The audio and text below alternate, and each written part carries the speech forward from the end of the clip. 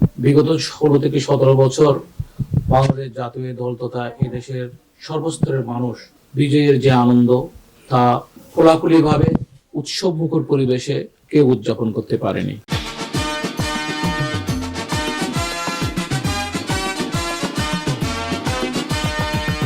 বিগত 16 থেকে 17 বছর বাংলাদেশ জাতীয় দল তথা এদেশের সর্বস্তরের মানুষ বিজয়ের যে আনন্দ তা খোলাখুলিভাবে উৎসবমুখর পরিবেশে কেউ উদযাপন করতে পারেনি। তার কারণ হচ্ছে ফেসিবাদের যে সরকার এই দেশবাসীর উপর চেপে বসেছিল, তাদের সে অত্যাচারের কারণে বাংলাদেশের মানুষ গণতান্ত্রিক পরিবেশে মন খুলে কোনো কথা বলার সুযোগ পায় নাই। সুযোগ না পাওয়ার কারণে দীর্ঘ 17টি বছর মানুষ বন্দী অবস্থায় বিজয় দিবসের এই আনন্দ পালন করতে হয়েছিল।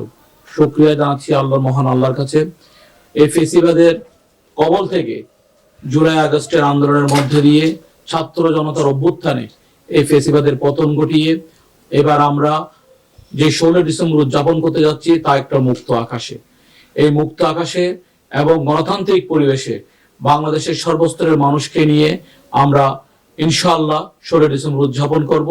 এই 16 ডিসেম্বর উদযাপন করতে গিয়ে আমি শ্রদ্ধার সাথে স্মরণ করছি 1971 সালের 9 মাসের রক্তক্ষয়ী সংঘর্ষে যারা আত্মঘাতী দিয়েছেন, যাদের রক্তের বিনিময়ে এই স্বাধীনতা অর্জিত হয়েছে, সেই সমস্ত শহীদদের এবং যে সমস্ত মা বোনেরা ইজ্জতের বিনিময়ে আমরা আজকে স্বাধীনতা অর্জন করেছি, তাদের সকলকে স্মরণ করছি।